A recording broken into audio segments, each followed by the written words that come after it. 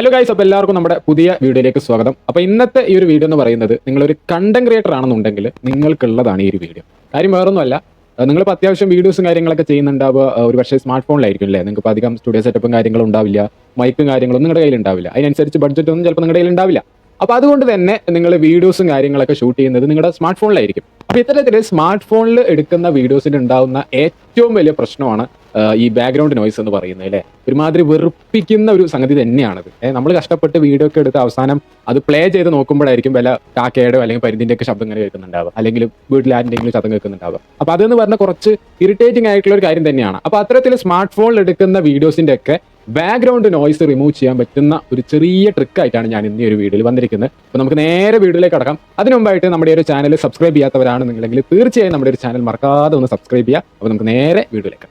അപ്പോൾ അതിനായിട്ട് ഹബീബുകൾ നിങ്ങൾ വേറെ ഒന്നും ചെയ്യേണ്ട കാര്യമില്ല. നിങ്ങൾ എന്ത് ചെയ്യാണെന്നറിയോ, നിങ്ങൾ നേരെ പ്ലേ സ്റ്റോർ എടുക്കുക. പ്ലേ സ്റ്റോർ എടുത്തിട്ട് ഇതായി കാണുന്ന ആപ്ലിക്കേഷൻ ഉണ്ടല്ലോ, ഡോൾബി ഓൺ എന്ന് പറഞ്ഞിട്ട്, ഇത് അങ്ങ് ഡൗൺലോഡ് ചെയ്ത് വെക്കുക. ഓക്കെ, ഡൗൺലോഡ് ചെയ്തിട്ട് ഓപ്പൺ ചെയ്യുക. അപ്പോൾ അത് ഓപ്പൺ ചെയ്ത് കഴിഞ്ഞാൽ ഇത് ഇതുപോലൊരു പരസ്യമൊക്കെ നിങ്ങൾക്ക് കാണാൻ പറ്റും.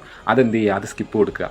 ഓക്കെ, സ്കിപ്പ് കൊടുത്തു കഴിഞ്ഞാൽ ഇതുപോലെ ഒരു മെസ്സേജും കാര്യങ്ങളൊക്കെ കാണാനായിട്ട് സാധിക്കും. ഇത് നിങ്ങൾക്ക് ഏത് വേണമെങ്കിൽ കൊടുക്കാം. നോട്ട് നോ കൊടുക്കണമെങ്കിൽ നോട്ട് നോ കൊടുക്കുക, അല്ലെങ്കിൽ നോട്ടിഫൈ മീ കൊടുക്കണമെങ്കിൽ അത് കൊടുക്കുക.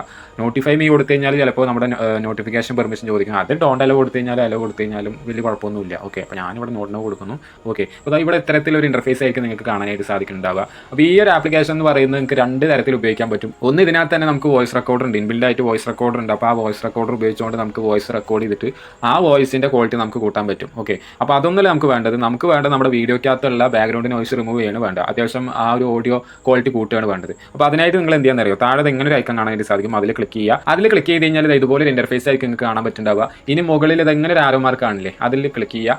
അതിൽ ക്ലിക്ക് ചെയ്ത് കഴിഞ്ഞാൽ നമ്മുടെ ഫയൽ മാനേജറിലേക്കായിരിക്കും പോകുന്നുണ്ടാവുക. അപ്പോൾ അവിടെ നിങ്ങൾ എന്താ ചെയ്യേണ്ടത് വെച്ചിട്ടുണ്ടെങ്കിൽ, നിങ്ങൾ ആ വീഡിയോ ഏത് ഫോൾഡറിലാണോ സേവ് ചെയ്ത് വെച്ചിരിക്കുന്നത് ആ ഫോൾഡർ ഓപ്പൺ ചെയ്തിട്ട് ആ വീഡിയോ നിങ്ങൾ സെലക്ട് ചെയ്യുക. ഓക്കെ, അപ്പോൾ ഞാനിവിടെ ഒരു വീഡിയോ ഞാനിവിടെ സെലക്ട് ചെയ്യുകയാണ്. ഓക്കെ, അപ്പോൾ ഇവിടെ കണ്ടില്ല, ഇമ്പോർട്ടിംഗ് 1 ഫയൽ എന്ന് പറഞ്ഞിട്ട് എഴുതി കാണിക്കുന്നുണ്ട്. അപ്പോൾ അത് കുറച്ച് നേരം പിടിക്കും നമ്മൾ ആ ഒരു വീഡിയോ ഈ ഒരു ആപ്പിലേക്ക് ഇമ്പോർട്ട് ആവാനായിട്ട്. അപ്പോൾ ഈ സമയത്ത് നമ്മൾ എന്ത് ചെയ്യാൻ പാടില്ല, നമ്മൾ ഫോൺ ലോക്ക് ചെയ്യാനോ അല്ലെങ്കിൽ വേറെ വല്ല ആപ്പിലേക്ക് പോകാനോ പാടില്ല. അങ്ങനെ പോയി കഴിഞ്ഞാൽ നമ്മുടെ ഈ ഒരു ഇമ്പോർട്ടിംഗ് ക്യാൻസൽ ആവും. ഓക്കെ, പിന്നെ വീണ്ടും ചെയ്യേണ്ടി വരും, ആദ്യം തൊട്ട് ചെയ്യേണ്ടി വരും.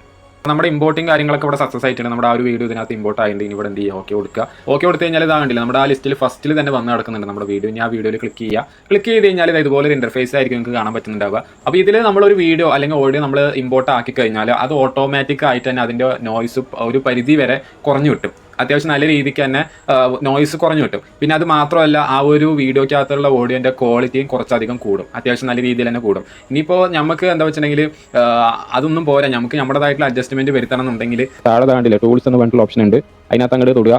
അതിനകത്ത് അങ്ങോട്ട് തൊട്ട് കഴിഞ്ഞാൽ ഇവിടെ 5 ടൂൾസാണ് നിങ്ങൾക്ക് അവൈലബിൾ ആയിട്ടുള്ളത്. 1 style, 2 noise, 3 tone, 4 boost, 5 trim.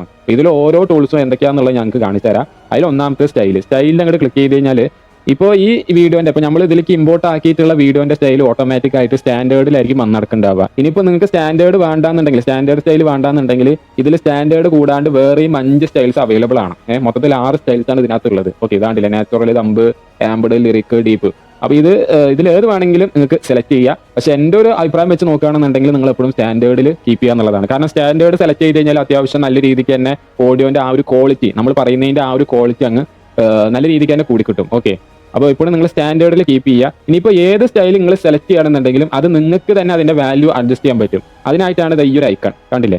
ഇപ്പോൾ ഈ ഒരു ഐക്കണിൽ ക്ലിക്ക് ചെയ്ത് കഴിഞ്ഞാൽ നമുക്ക് ഇതിന്റെ വാല്യൂ എന്ത് ചെയ്യാം, കൂട്ടാനും കുറയ്ക്കാനും പറ്റും. ഓക്കെ, അപ്പോൾ ഞാനിവിടെ ഇത് നോർമൽ 10 തന്നെയാണ് ഞാനിവിടെ ആക്കുന്നത്. ഓക്കെ, ഇനിയിപ്പോൾ നിങ്ങൾക്ക് സ്റ്റൈലേ വേണ്ടാന്നുണ്ടെങ്കിൽ ഇതിങ്ങനെ സ്ക്രോൾ ചെയ്ത് കഴിഞ്ഞാൽ ഇവിടെ അറ്റത്തായിട്ട് ഓഫ് ബട്ടൺ ഉണ്ട്, അതിൽ അങ്ങോട്ട് ഞെക്കി കഴിഞ്ഞാൽ സ്റ്റൈൽ അങ്ങോട്ട് ഓഫ് ആയി കിട്ടും. ഓക്കെ, സ്റ്റൈൽ അപ്ലൈ ആവില്ല. ഓക്കെ, അപ്പോൾ ഞാനിവിടെ സ്റ്റാൻഡേർഡ് ആണ് സെലക്ട് ചെയ്യുന്നത്.